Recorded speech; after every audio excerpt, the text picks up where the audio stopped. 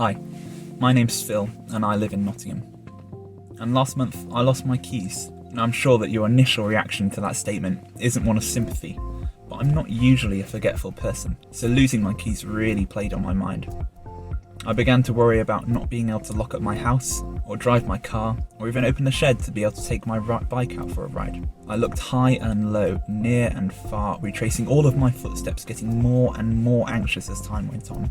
I wanted to give up and accept the fact that I wasn't going to find them again. Now I'm sure you've worked out by now that there's a happy ending.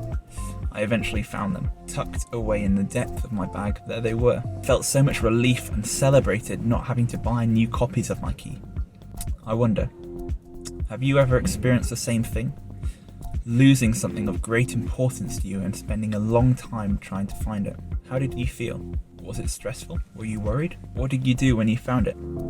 Now Jesus tells us a parable in the Bible of how God searches for us too. And he doesn't give up like I almost did when I found my keys. He doesn't leave us lost or abandoned, but he actively searches us out through his son Jesus. Now that's amazing and far more worth celebrating than me finding my keys, knowing that there's a party going on in heaven when people discover this truth. So whether you're at school today, whether you're at home, with your family or with your youth group, why don't you think about celebration today? What does celebration mean to you? How can you celebrate?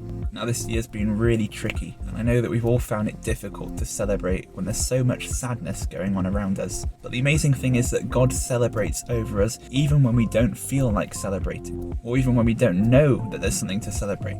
In the book of Zephaniah in the Bible, it says, "The Lord your God is with you, the mighty warrior who saves.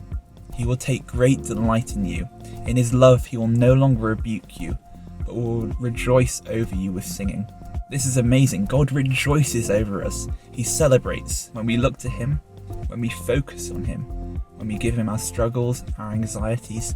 He delights in us and celebrates with us. Now celebration doesn't need to be a big party. At the moment it literally couldn't be a big party, but it could mean saying thank you to someone.